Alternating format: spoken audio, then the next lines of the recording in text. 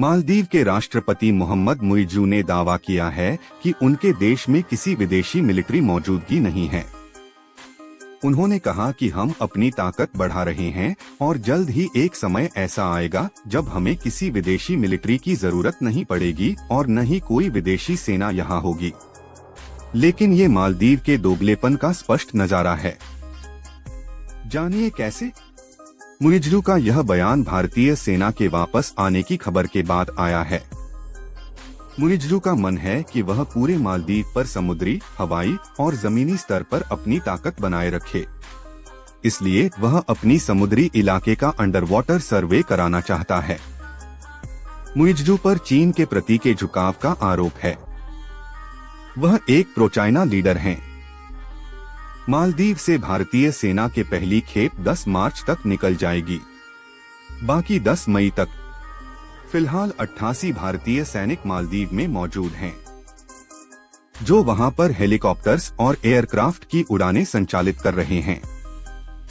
लेकिन यह राहत एवं बचाव कार्यों के लिए है, जो वहां पर पिछले कई सालों से चल रहा है।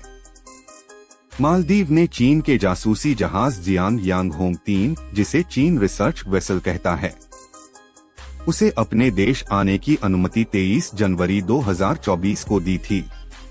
अब कल यानी 8 फरवरी 2024 तक यह जासूसी जहाज मालदीव की राजधानी माले पहुंच जाएगा। उसे 3 दिन पहले ही श्रीलंका से भगाया गया था। यह दावा किया जा रहा है कि मालदीव की सरकार की तरफ से कि चीन का जासूसी जहाज मालदीव में बिना अनुमति के था।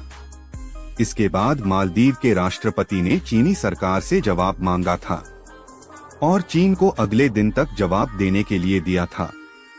चीन ने अगले दिन जवाब दिया और कहा कि उसकी सरकार के द्वारा मालदीव की सरकार को बिना किसी अनुमति के वे जासूसी जहाज भेजा गया था, जो बिना किसी इंटरनेशनल लॉ और संधि के विरुद्ध था।